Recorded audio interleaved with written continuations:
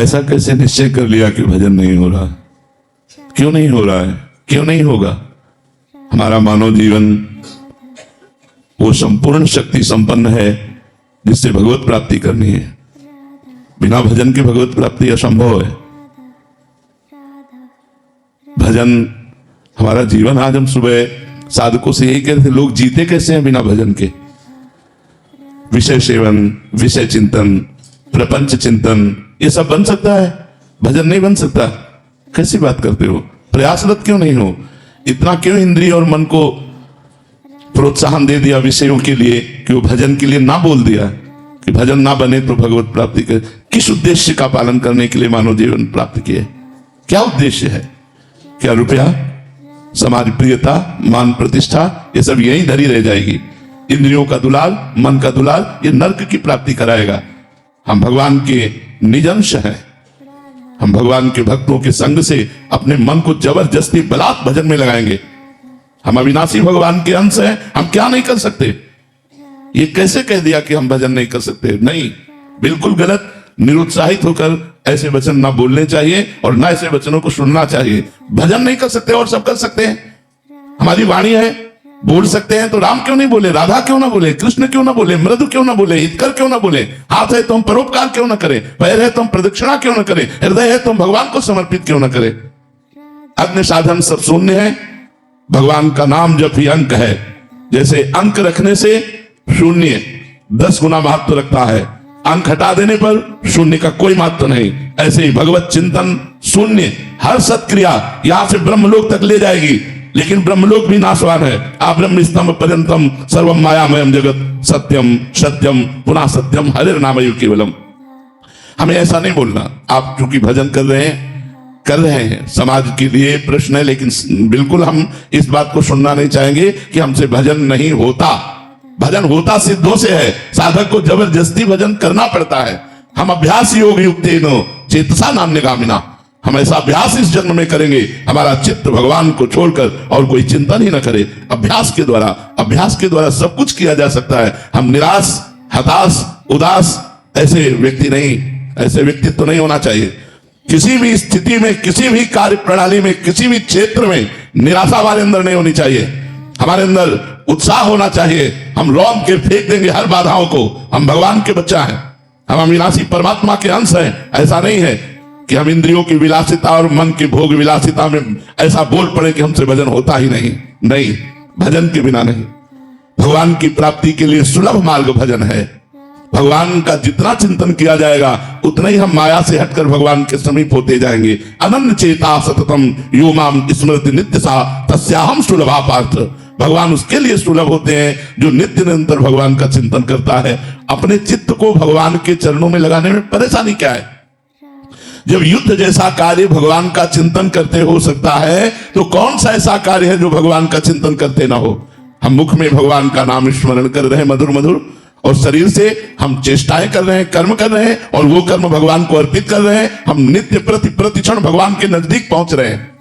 भगवान का विस्मरण करके केवल धन संपत्ति और भोगों की चाह में भटकना, ये तो दिव्य मनुष्य जीवन को व्यर्थ नष्ट कर देना है। इसलिए सबसे प्रार्थना है, ये शब्द तो आना ही नहीं चाहिए कि भजन के बिना हमारा जीवन किसी कार्य का नहीं है, हम भजन नहीं कर सकते। ये शब्द नहीं आना चाहिए कि भजन नहीं कर सकते। भजन के बिना जीवन किसी कार्य का नहीं। जब आप सुअर कुत्ता बनोगे तब भजन करोगे, जब आप पशु पक्षी बनोगे तब भजन करोगे। अरे दुर्लभो मानुषो देहो, इतना दुर्लभ मनुष्य शरीर मिला, यदि इस मनुष्य शरीर में अपने प्रभु से प्रेम न कर पाए, प्रभु को रिझा न पाए, तो और क्या है? और प्रभु के प्रेम की प्राप्ति, प्रेम मूल यह नाम है। भगवान का नाम ही प्रेम मूल है। ब्रह्म राम ते नाम बड़ वरदायक वरदान। भगवान से भी बढ़कर भगवान का नाम है। यदि हम राम राम कृष्ण कृष्ण हरि हरि राधा राधा प्रतिपल रट रहे हैं, तो भगवान हमारे हृदय में प्रकाशित होंगे। भगवान हमारे नेत्रों में जरूर वो सामर्थ्य देंगे कि इस माया का पर्दा हटाकर हम कण कण में, क्षण क्षण में भगवान का अवलोकन करें। भगवान विराजमान है। इसलिए ये निरुत्साहित करने वाली बात तो किसी की जबान में नहीं आनी चाहिए। हम प्रयास करेंगे, हो सकता है हमारा प्रयास असफल प्रयास रहे, लेकिन हम फिर प्रयास करेंगे तो 1 2 3 बार 4 बार हम किसी बार तो सफल प्रयास करने वाले बन ही जाएंगे। हमें निराशा बिल्कुल पसंद नहीं। हताश होना, उदास होना, निराश होना ये हमारे जीवन में नहीं, और ये हम मनुष्य जीवन में बर्दाश्त नहीं करना चाहते। आप लोग वही परास्त हो रहे हो, जहां भगवान का आश्रय नहीं। ये क्या है? आप विचार करके देखिए, जिसकी दोनों किडनी फेल हो, डायलिसिस हो रहा हो, शरीर भीषण कष्ट से युक्त हो, हम दहाड़ रहे हैं, अभी मृत्यु हो जाए उसकी क्या परवाह। हम भगवान के जन हैं, भगवान के अंश हैं, कोई शरीर थोड़ी है। शरीर अगर कष्ट में है तो वो अपनी तरफ बना रहे, हम अपनी तरफ है। हमारा जन्म केवल इस बात को लेकर बैठ जाए कि हमारी किडनी खराब, हमारा कष्ट है, अब हम कुछ कर नहीं सकते। नहीं, हम हर वो कार्य कर सकते हैं जो स्वस्थ आदमी कर सकता है। हमारे में जोश होना चाहिए, हमारा में संकल्प शक्ति होनी चाहिए। वो तभी होगी जब अध्यात्म से जुड़ोगे। भजन करो, भगवान का नाम स्मरण करो और उत्साहित रहो और वीर पुरुष बनो, कायर पुरुष नहीं। ये मैं नहीं कर सकता, ये हमारी डायरी में नहीं है। अधर्म की बात अलग है, धर्म और सही मार्ग में चलने के लिए ये मैं नहीं कर सकता, ये डायरी में नहीं।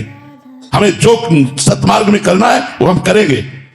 भजन बड़ा है या माया का प्रकोप बड़ा है, भगवान की कृपा बड़ी है या माया का प्रकोप, ऐसा नहीं। हम सबसे प्रार्थना करते हैं, आप लोग कायर बनोगे तो ना इस लोक के रह जाओगे ना परलोक के रह जाओगे, और वीर बनोगे तो जो चाहोगे वो प्राप्त कर लोगे। तुम भगवान के संतान हो, महाबली अनंत वैभवशाली हनुमान जी महाराज जिनके चरणों को दुलार करते हैं, उन भगवान के बच्चे हो, उन भगवान के अंश हो। तुम में अपार सामर्थ्य, तुम अपनी शक्ति को जागृत करो और जागृत करके भगवत प्राप्ति करो। जब हम भगवान को अधीन कर सकते हैं भगवान का नाम जप करके, तो और क्या नहीं कर सकते। इसलिए खूब नाम जप करो। जवान हिलाने में क्या रहता है? राधा राधा राधा राधा राधा राधा, इसी से भगवत प्राप्ति हो जाएगी। जो कर्म करो भगवान को समर्पित करो, खूब नाम जप करो। देखो, भोग विलास तो लंका में भी बहुत था, लेकिन विभीषण जी ने भक्ति की कि नहीं की? हम वही बात बार बार आपको दोहरा रहे हैं। हमारा जिद्दी स्वभाव होना चाहिए। हम जिस कार्य को करना है उसे करके रहेंगे, चाहे लाख बाधाएं आए, मुझे परास्त कोई नहीं कर सकता। अगर हमारा स्वभाव इस गोटी का रहेगा तो हमें कोई परास्त नहीं कर सकता। लंका निश्चर निकर निवासा, यहां कहां सज्जन कर वासा। जहां एक भी सज्जन पुरुष नहीं, घोर राक्षसी प्रवृत्ति का तांडव हो रहा है, वहां विभीषण जी ने वो भक्ति की कि भगवान कह रहे, तुम सारी के संत प्रिय मोरे, धरो देह नहीं आग निहोरे। तुम्हारे जैसे संतों के लिए मैं अवतार धारण करता हूं। जो लंका जैसे क्षेत्र में भक्ति का विस्तार विभीषण जी ने अपने हृदय में कर लिया, तो हम चाहे अमेरिका में हो, चाहे हॉलैंड में हो, चाहे इंग्लैंड में, कहीं भी हो, जब हम नहीं बदलने वाले तो हमें कोई नहीं बदल सकता। हम मांस नहीं खाना चाहते, कोई नहीं खवा सकता। हम मदिरा नहीं पीना चाहते, कोई नहीं पिला सकता। हम व्यभिचार नहीं करना चाहते, कोई नहीं करा। और अगर हम करना चाहते हैं तो भारत में क्या वृंदावन में करोगे? क्या नहीं है यहाँ? अगर भगवान है तो सब कुछ है। यहाँ भगवान भी है तो सब कुछ है।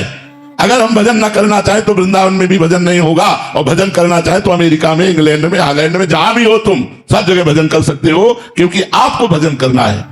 हम एक ही मेज में बैठे हैं, दूसरा कुछ खा रहा है, हमें जो पसंद हो हम पा रहे हैं। राधा राधा राधा, उसका प्रभाव हमारे ऊपर थोड़ी पड़ जाएगा। एक ही ऑफिस में काम कर रहे हैं, दूसरा अपनी चाल चल रहा है, हम अपनी चाल चल रहे हैं, क्या फर्क पड़ता है? इसलिए ये बात रख करके हम विदेश में विषय बाहुल्यता होने के कारण भजन में हम गति नहीं कर पा रहे, ऐसी बात गलत है। बहुत से ऐसे भक्त हैं जो हम आपको बता सकते हैं, हमारे ही परिचय के हैं। एक तो ऐसे गृहस्थ हैं जो 30-35 वर्ष की अवस्था है, रुपया पैसा सब वैभव, और उन्होंने वृंदावन में संकल्प किया, आजीवन ब्रह्मचर्य से रहूंगा, कभी कोई व्यसन नहीं करूंगा, कभी कोई गंदा भोजन नहीं करूंगा, और नियमित अष्टयाम सेवा अमेरिका में रहकर कर रहे हैं। वो हर हफ्ते 10 दिन में भेजते रहते हैं इन लोगों के पास कि हमारे ये दिनचर्या चल रही, कोई त्रुटि तो नहीं हो रही, रंग बिहार इनके पास भेजते रहते। तो हम ये देख रहे हैं कि जैसी वृंदावन में भावनात्मक सेवा, ऐसी वो अमेरिका में कर रहे हैं। और अब जब आते हैं बड़े दैन्यता से रहते हैं, साधारण अचला लगाया, साधारण कपड़ा पहनते हैं। तो हम अपनी रहनी से रहे। अगर हम अपनी रहनी से न रहे तो भारत में कम विचार हो रहा है क्या? कम व्यसन हो रहा है क्या? कम गंदगी है क्या? आप देख लो ना, नए नए बच्चों की आदतों को देखो, कहां बहती हुई चली जा रही है। तो हमें चाहिए कि किसी भी देश या किसी स्थान प्रधानता से हमारी भक्ति नहीं, हमारे उद्देश्य से हमारी भक्ति बढ़े। हम जहां भी हो अपनी भक्ति को अपने हृदय में बसाएं।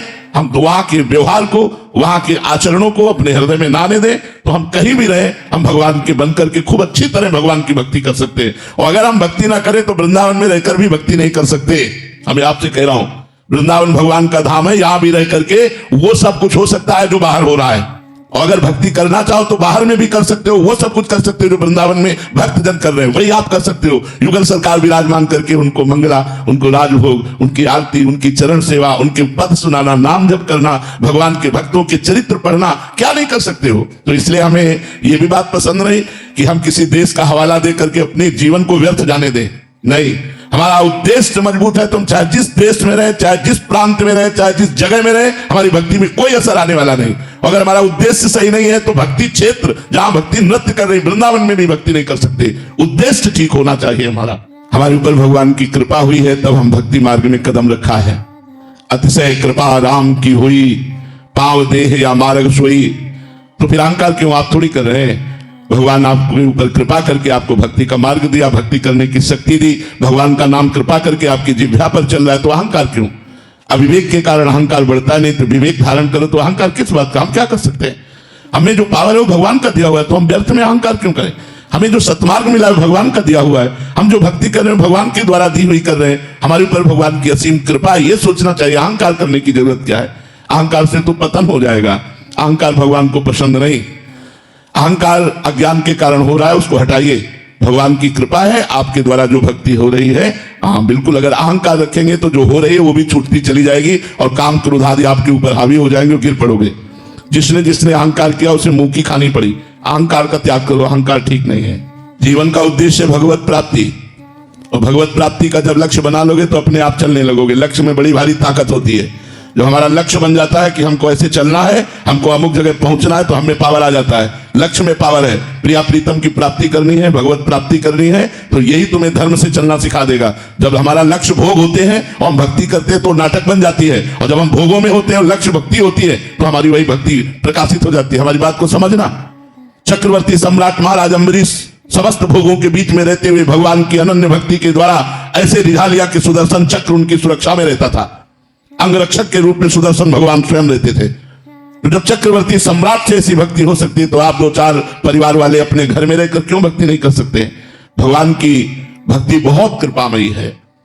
सुख, शांति, आनंद, परमानंद इसी जन्म में भगवत प्राप्ति, ये सब भक्ति के द्वारा हो जाएगा।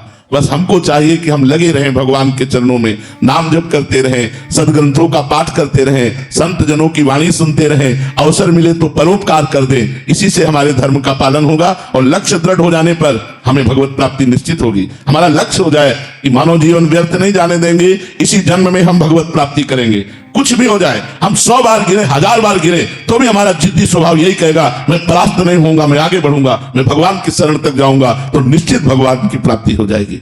इसमें बिल्कुल निराशा नहीं आनी चाहिए।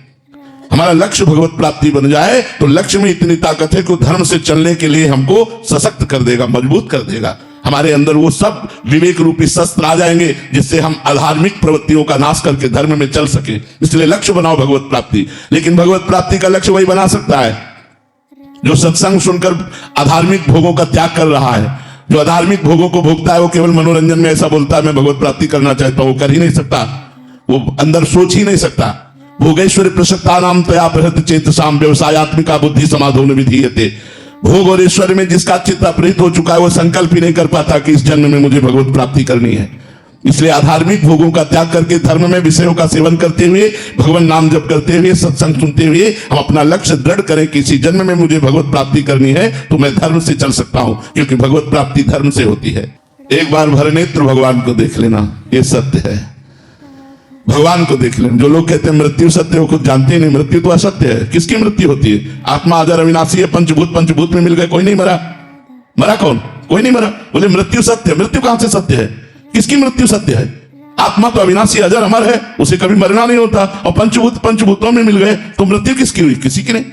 तो सत्य क्या है? भगवान, भगवान का भजन। उमा कहूं मैं अनुभव अपना, सत हरि भजन जगत सब सपना। सत्य है भगवान। अगर भगवान का भजन हो रहा है तो आपका सत्य में जीवन जा रहा है। अगर भगवान से विमुख हो तो भोग में जीवन, नरक में जीवन है, मृत जीवन है।